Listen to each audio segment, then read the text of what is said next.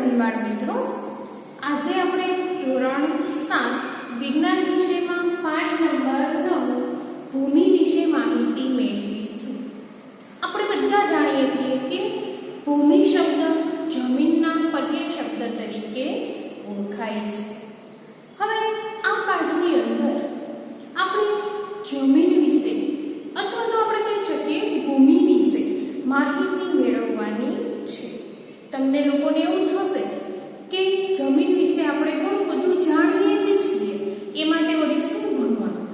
પણ જે જમીન આપણે પ્રત્યક્ષ રીતે જોઈ શકીએ છીએ એ સિવાયના પણ ઘણા બધા એવા સ્થળો છે કે જે જમીનમાં ઊંડાઈ જતા આપણને જોવા મળે છે। એના વિશે ઘણી બધી માહિતી આ પાઠમાં આપેલી છે। એ શરૂ કરતા પહેલા અહીંયા સરસ મજાનો એક પોઈન્ટ આપ્યો છે કે ભૂમિ એ કુદરતી સ્ત્રોત છે, કોઈ જમીનને બનાવી શકતું નથી। કુદરતી રૂપે આપણને એ પૃથ્વી ઉપર મળે છે। બીજું શું તો કે જમીન આપણને પ્રત્યક્ષ કે પરોક્ષ રીતે ઉપયોગી સાબિત થાય છે। પ્રત્યક્ષ કઈ રીતના તો કે જમીનની અંદર વિવિધ ભાગ તમે વાવી અને એમનો ખોરાક તરીકે અથવા તો કપાસ વાવી અને કપાસના કાપડ બનાવી અને એનો એક કાપડ બનાવવાના ઉદ્યોગ તરીકે અથવા તો બીજી ઘણી બધી રીતે, કઈ રીત તો કે મકાન બનાવવા માટે એમાં પણ આપણે નીચે જમીન તો જોઈએ જ।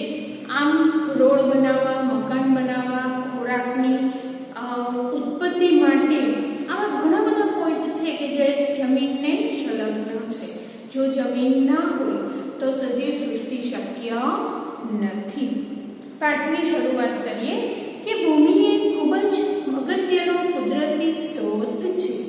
તે વનસ્પતિના મૂળને જકડી અને તેને પાણી તથા પોષક તત્વો પૂરા પાડે છે। એનું સરસ મજાનું ઉદાહરણ ઘરની અંદર રાખેલા નાના નાના ફૂલના કુંડા કે જેની અંદર માટી ભરવામાં આવે છે, ત્યારબાદ એમાં પાણી અને બીજ નાખવામાં આવે છે અને એ ઉપરાંત અલગથી પોષક તત્વો પણ આપણે ઉમેરીએ છીએ। સેમ આ જ પદ્ધતિ ખેતરની અંદર પણ જોવા મળે છે। એટલે જમીન શું કામ કરે તો કે જે તે વનસ્પતિના મૂળને ત્યાં ને ત્યાં જકડી રાખે છે, જેથી કરીને તે વનસ્પતિને ઊભું રહેવા માટે ટેકો મળી રહે। બીજું તો કે પાણી અને ખનિજ તત્વો જે વનસ્પતિની જરૂર છે એ જમીન જ એને પૂરા પાડે છે। તે ઘણા સજીવોનું ઘર છે। સજીવ એટલે કેવા તો કે નાના મોટા કીડી ઉંદરથી માંડી અને એટલા નાના સજીવ કે કદાચ આપણે તેને જોઈ શકતા પણ નથી, એ બધાને જમીન આશરો આપે છે। એનું એક ઉદાહરણ આપણે કહીએ કે ઉંદર જમીનની અંદર પોતાનું ઘર બનાવી અને રહે છે, એવું જ કીડી નાના નાના દરમાં રહે છે। ભૂમિ ખેતી માટે ખૂબ જ મહત્વની છે। ખેતી ખોરાક, કપડાં અને રહેઠાણ પૂરું પાડે છે। આમ ભૂમિ એ આપણા જીવનનું અભિન્ન અંગ છે। આપણે જેમ અગાઉ કીધું કે જમીન ના હોય તો જીવન શક્ય નથી। પહેલા વરસાદ પછીની ભીની માટીની સુગંધ એ આપણને હંમેશા મહેકાવે છે। આપણે બધા જાણીએ છીએ કે જ્યારે ખૂબ જ તડકો પડતો હોય, ઉનાળાની અંદરથી ચોમાસાની શરૂઆત થાય અને જ્યારે પહેલો વરસાદ પડે છે ત્યારે સરસ મજાની માટીની સુગંધ આપણને આવે છે। એના પછી મેઇન પોઈન્ટ જોઈએ, પોઈન્ટ નંબર 9.1 ભૂમિ જીવનથી ભરપૂર। જમીનની અંદર, ભૂમિની અંદર ઘણા બધા સજીવો વસે છે, જે આપણે એક નાનકડી પ્રવૃત્તિ દ્વારા સમજવાનું છે। કહ્યું તો કે એક દિવસ વર્ષા ઋતુમાં પહેલી અને બીજુએ અળસિયાને ભૂમિમાંથી બહાર નીકળતા જોયા। પહેલીને આશ્ચર્ય થયું કે અન્ય સજીવો પણ ભૂમિમાં રહેતા હશે, તો કે ચાલો આપણે તે ભણીએ। અહીંયા મેં એક કોષ્ટક બનાવેલું છે અને ટેક્સ્ટ બુકની અંદર પણ તે કોષ્ટક માટેની જગ્યા આપેલી છે। તમે પણ મારી સાથે પેન્સિલ અથવા પેન લઈ સાથે એ કોષ્ટકમાં લખતા જજો. શું કીધું છે તો કે એક અલગ અલગ જગ્યાની માટીના નમૂના લઈ અને એમની અંદર કઈ પ્રકારની વનસ્પતિ જોવા મળે, પ્રાણી જોવા મળે કે અન્ય બીજા કોઈ પણ અલગ વસ્તુ કે જે પ્રદૂષણ તરીકે પણ આવતી હોય તો એ અહીંયા નોટ ડાઉન કરેલી છે. એ આપણે ભણીએ. તમે પણ મારી સાથે લખતા જજો. નંબર 1 આપેલું છે બગીચાની માટી. કોઈ પણ બગીચામાંથી નમૂનો લઈ અને એનું પરીક્ષણ કરવાનું છે. વનસ્પતિ કઈ હોય એમાં તો કે ઘાસ, પાંદડા અને વિવિધ પ્રકારની ડાળી. પ્રાણીઓ તો કે કીડી અને અળસિયા. આ ઉપરાંત પણ મિત્રો એમાં ઘણી બધી નાની નાની જીવાતો આપેલી હોય છે. અન્ય અવલોકનમાં શું આપ્યું તો કે બગીચાની અંદર આપણે બેઠા બેઠા ઘણીવાર નાસ્તો કરીએ છીએ ત્યારે કાગળ અથવા પોલિથીન ત્યાં ને ત્યાં ફેંકી દઈએ છીએ. એવું ખરેખર કરવું જોઈએ નહીં. એ બધું અહીંયા અન્ય અવલોકનમાં આપેલું છે કે એ ઉપરાંત તેમાંથી કાગળ અને પોલિથીનની બેગ પણ જોવા મળે છે. નંબર 2 રસ્તાની બાજુની માટી. વનસ્પતિ કઈ હોય તો કે પાંદડાની નાની નાની ડાળીઓ જે આપણે સળી કહીએ છીએ. એ સળી અને વનસ્પતિના જે તે અવશેષો રસ્તાની બાજુમાં જે વૃક્ષ આવેલું છે એમાં ફૂલ હોય, નાના નાના ફળ હોય અથવા બીજા કોઈ પણ અલગ અલગ એવા પાન હોય બધા સુકાઈ જશે એટલે ત્યાં ને ત્યાં પડી જશે. પ્રાણી તો કે મચ્છર હોય અને કીડી હોય છે. અન્ય અવલોકનમાં તો કે પ્લાસ્ટિક અને નાની મોટી ખીલી કે લોખંડના ટુકડા કે જે રસ્તા ઉપરથી ઘણીવાર ત્યાં જતા રહે છે. 3 નંબર બાંધકામની માટી.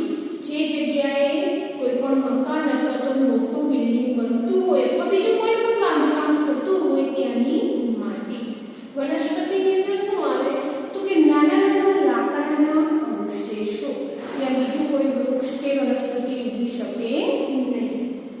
પ્રાણીમાં તો કે મચ્છર અને માખી. જો આજુબાજુમાં ત્યાં ખરાબ પાણી ભરેલું હોય અથવા બીજી કોઈ પણ ખરાબ વસ્તુ પડેલી હોય તો ત્યાં મચ્છર અને માખીનો ઉદ્ભવ થાય છે. બીજું શું તો કે અન્ય અવલોકનમાં તો કે નાની કપચી અને કાંકરા.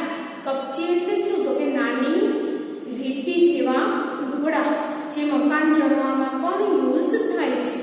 એ કપચી અને બીજા નાના મોટા કાંકરા ત્યાં જોવા મળે છે.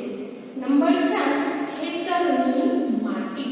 કોઈ પણ ખેતરની માટીનો નમૂનો લઈ એમાં શું મળે તો કે ઘાસ અને મૂળના ભાગો જે અગાઉ વનસ્પતિ વાવી દીધી હોય એના મૂળના ભાગો ત્યાં જોવા મળે છે. બીજું શું મળે તો કે અળસિયા અને જીવાત. અન્ય અવલોકનમાં ત્યાં કશું જ નહીં આવે. કારણ તો કે મોટા ભાગના ખેતર શહેરથી ઘણા બધા દૂર હોય છે અને બીજું એ કે ત્યાં કોઈ કાગળ કે પ્લાસ્ટિકની બેગ ત્યાં કચરો કરવા માટે જતા નથી. એટલા માટે અન્ય અવલોકનની અંદર તો કે ત્યાં બીજું કશું જ વધારાનું હોય નહીં. 5 નંબર તળાવની માટી. શું હશે તો કે એમાં પાંદડા અને લાકડાના નાના મોટા અવશેષો કે જે તળાવની અંદર જ નીચે કોહવાય અને જમા થતા હશે. પ્રાણીમાં તો કે ગોકળ ગાયના કંકાલ. બધાએ ગોકળ ગાય જોઈ છે, નાની એવી જોવા મળે છે. એના કંકાલ એટલે શું તો કે જ્યારે મૃત થઈ જાય પછી કોહવાઈ જાય અથવા તો આજુબાજુના ભાગે હોય તો એ સડી જશે. એટલે એનાથી પણ નાના જીવ એને ખોરાક તરીકે ઉપયોગ કરી લેશે અને વધારાના જે હાડકાં વધશે એ બધું જ ક્યાં હોય તો કે પાણીમાં જોવા મળે છે. અન્ય અવલોકનમાં તો કે હાડકાં અને કાપ. કાપ એટલે શું તો કે એકદમ ફળદ્રુપ ચીકણી માટી. એ બધું જ ત્યાં જોવા મળે છે. આમ આપણે કોષ્ટક ઉપરથી સમજી શકીએ કે અલગ અલગ જગ્યાની માટીના નમૂના લેવાથી અલગ અલગ વસ્તુ એમાં જોવા મળે છે. આ રીતના તમે પણ તમારી રીતે આવી ઘણી બધી પ્રવૃત્તિઓ કરી શકો છો. સામેના પેજ ઉપર આપ્યું છે કે પોલિથીનની કોથળીઓ અને પ્લાસ્ટિક ભૂમિના પ્રદૂષકો છે. એ જમીનને પ્રદૂષિત કરે છે. તેઓ ભૂમિમાં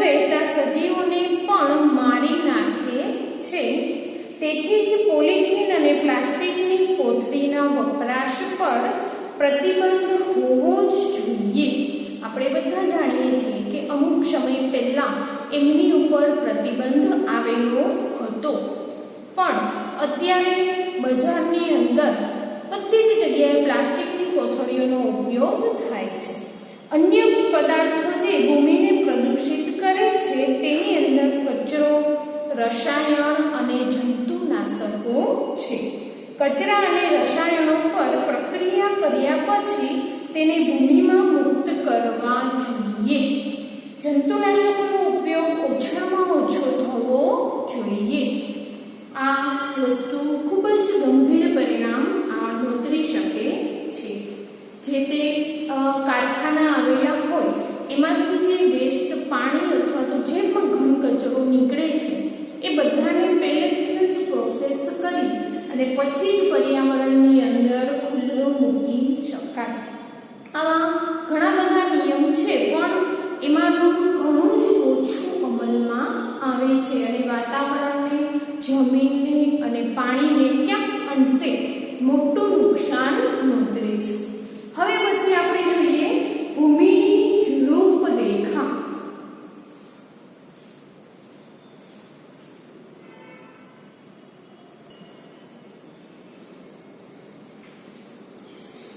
હવે આપણે જોઈએ જમીનના સ્તરો, જેમાં પોઈન્ટ છે ભૂમિની રૂપરેખા.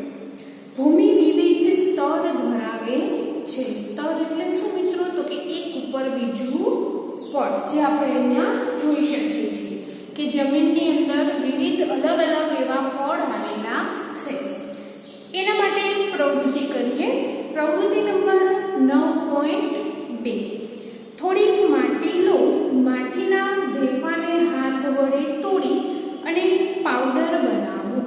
એક કાચના ગ્લાસની અંદર થોડું પાણી ભરી. કેટલું પાણી ભરવાનું? તો નીચેના ભાગમાં થોડું 3/4 જેટલું પાણી ભરી અને તેમાં મુઠ્ઠી ભરીને માટી નાખો. તેને લાકડી વડે બરાબર હલાવો, જેથી કરીને માટીના નાના મોટા જે ઢેફા હોય એ એકદમ ઓગળી જશે. ત્યારબાદ એને જે જગ્યાએ એ સ્થિર ગ્લાસ રહી શકે કે એમને હલનચલન થાય નહીં એવી જગ્યાએ એ ગ્લાસને સ્થિર રાખી દેવાનો છે અને ત્યાર પછી એનું અવલોકન કરવાનું છે. જ્યારે તમે અવલોકન કરશો ત્યારે શું જોવા મળશે? તો કે અહીંયા આકૃતિ તમને આપી દીધેલી છે. એમાં નીચે પ્રશ્ન આપ્યો છે કે શું તમને કાચના ગ્લાસમાં અલગ અલગ કદ ધરાવતા ઘટકોના સ્તર જોવા મળે છે? તો કે હા. અહીંયા આપણે જોઈ શકીએ છીએ કે અહીંયા અલગ અલગ 5 સ્તર જે તમને દેખાય છે. આ સ્તરો દર્શાવતી આકૃતિ દોરો. શું તેમાં પાણીની સપાટી પર સડી ગયેલા પાંદડા અને નાના મોટા પ્રાણીના મૃતદેહ જોવા મળે છે? તો કે હા. જમીનની અંદર જે સડી ગયેલા પાન હોય, એના ટુકડા હોય એ પાણીની ઉપર તરશે.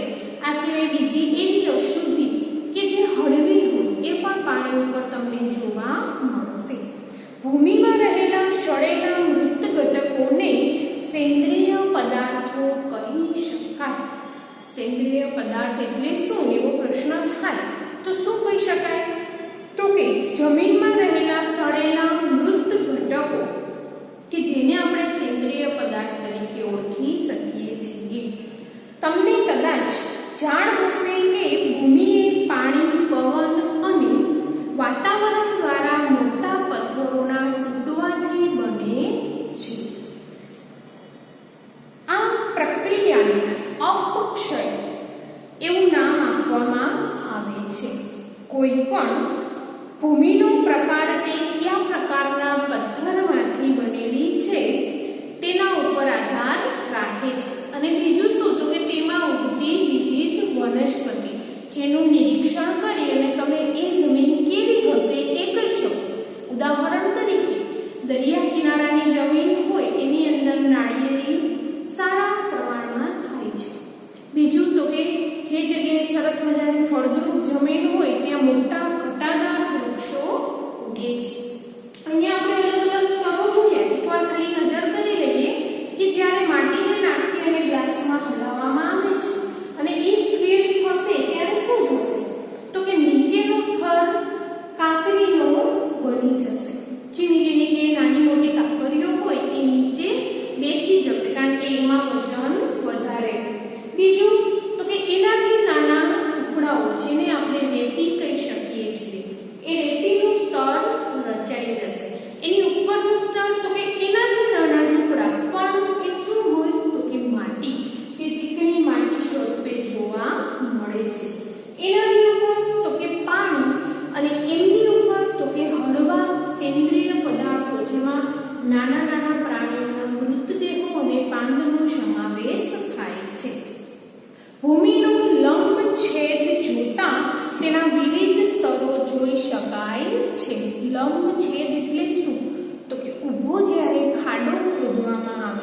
ત્યારે એની અંદર જમીનના ઘણા બધા સ્તર તમે જોઈ શકો છો, જેને ભૂમિની રૂપરેખા કહે છે. જેની આકૃતિ પણ મેં અહીંયા પહેલેથી જ દોરી દીધી છે અને ટેક્સ્ટબુકમાં પણ છે. દરેક સ્તર તેના રચના, રંગ, ઊંડાઈ અને રાસાયણિક બંધારણમાં ભિન્નતા દર્શાવે છે. આ સ્તરો સ્થિતિજ તરીકે વર્ણવાય છે. આપણે સામાન્ય રીતે ભૂમિના ઉપરના સ્તરો જોઈએ છીએ, તેની નીચેના સ્તરો જોતા નથી. જે મેં પાઠની શરૂઆતમાં જ વાત કરી કે આપણે માત્ર જમીનને ઉપરથી જ જોઈ શકીએ છીએ, જ્યાં સુધી એમાં ખાડો કરી અને ઊંડાઈ સુધી જવામાં ન આવે ત્યાં સુધી આપણે એના સ્તરોને જોઈ શકતા નથી. જો આપણે તાજેતરમાં ખોદેલો ખાડો જોઈએ તો આપણે ભૂમિના અંદરના સ્તરો પણ જોઈ શકીએ છીએ. આવો દેખાવ આપણને ભૂમિના જુદા જુદા સ્તરો વિશે માહિતગાર કરાવે છે. હવે આવા ભૂમિના સ્તરો જોવા હોય તો ક્યાં જોઈ શકાય? તો કે કોઈ પણ જગ્યાએ કૂવો ખોદાતો હોય એ જગ્યાએ તમે જઈને જોશો તો કૂવામાં શરૂઆતમાં માટી નીકળશે, પછી એનાથી પીળી માટી, એનાથી અલગ રંગની માટી, પછી નાના કાંકરા, મોટા કાંકરા, એવું ઘણું બધું અલગ અલગ નીકળતું જશે.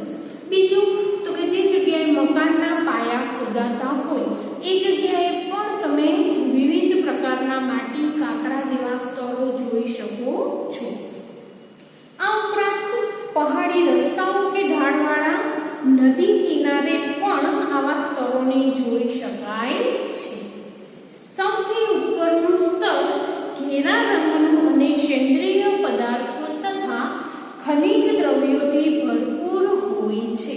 આપણે અહીંથી જોવાનું છે, ઉપરથી નીચે તરફ જોવાનું છે કે સૌથી ઉપરનું સ્તર કેવું હોય તો કે ખનિજ તત્વો અને સેન્દ્રિય પદાર્થથી ભરપૂર હોય. એ જગ્યાની અંદર વનસ્પતિના મૂળ પોતાનો આધાર રાખે છે અને પોતાનો વિકાસ આ પહેલા સ્તરને આધારે કરે છે. અને ઉગતી વનસ્પતિ પોષક તત્વો પૂરા પાડે છે. ઉગતી વનસ્પતિને પોષક તત્વો કોણ પૂરા પાડે તો કે આ ઉપરનો ભાગ, જેની અંદર પહેલેથી જ ખનિજ તત્વો આવેલા હોય છે. સામાન્ય રીતે નરમ, છિદ્રાળુ અને પાણીનું પ્રમાણ જાળવી રાખે તેવી આ પહેલા સ્તરની એટલે કે એ સ્તરની જમીન હોય છે. નરમ એટલે કેવી તો કે પોચી, છિદ્રાળુ એટલે શું તો કે હવાની અવરજવર થઈ શકે તેવી, અને બીજી કેવી કીધી છે તો કે પાણીનું પ્રમાણ એ જાળવી રાખે, પાણીના ભેજને એ પકડી રાખે તેવી જમીન છે. આવી ભૂમિને ઉપરી ભૂમિ અથવા એ સ્તર કહે છે. કીડીઓ, ઉંદરો, છછુંદર, ઢાલિયા જીવડા જેવા સજીવોને તે રહેઠાણ પણ પૂરું પાડે છે. કારણ કે જમીન પોચી હોવાથી એની અંદર સહેલાઈથી આવા નાના મોટા જીવ પોતાનું રહેઠાણ બનાવી શકે છે. નાની વનસ્પતિના મૂળ સંપૂર્ણપણે ઉપરી ભૂમિમાં ખૂંપેલા હોય છે. જ્યારે વનસ્પતિ નાની હોય, છોડવા સ્વરૂપે હોય, ત્યારે એના મૂળ ક્યાં હોય તો કે પહેલા જ સ્તરની અંદર આવેલા હોય છે. તેના પછીના સ્તરમાં સેન્દ્રિય પદાર્થો ઓછી માત્રામાં પણ ખનિજ દ્રવ્યો વધુ હોય છે. આ સ્તર કયું તો કે આ બી નંબરનું સ્તર, જેની અંદર શું હોય તો કે ખનિજ દ્રવ્યનું પ્રમાણ ખૂબ જ હોય છે. તે આ સ્તર સામાન્ય રીતે સખત અને સઘન હોય છે. સખત એટલે કેવું તો કે કઠણ, કડક જેને કહીએ છીએ, જેને બી સ્તર અથવા તો મધ્ય સ્તર કહે છે. વચ્ચેના ભાગે આવેલું હોવાથી મધ્ય સ્તર પણ કહેવાય છે. ત્રીજું સ્તર તો કે સી સ્તર, અહીંયા બધા દેખાય છે, લઘુમાં પણ છે. ત્રીજું સ્તર સી સ્તર કહેવાય છે, જે ફાટા તથા તિરાડો ધરાવતા નાના ખડકોના ટુકડાનું બનેલું હોય છે. આ સ્તરની નીચે આધાર ખડકો હોય છે, જેને ખૂબ જ સખત હોવાથી કોદાળી વડે ખોદવું અઘરું છે. સી સ્તરની અંદર પણ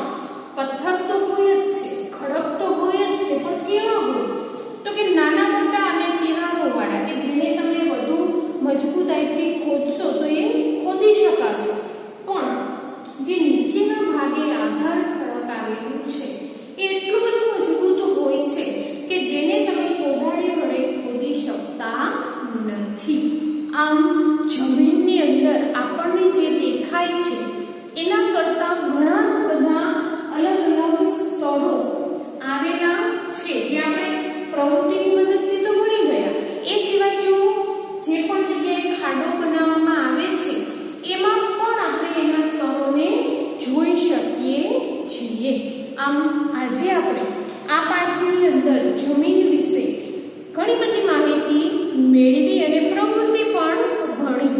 આવતા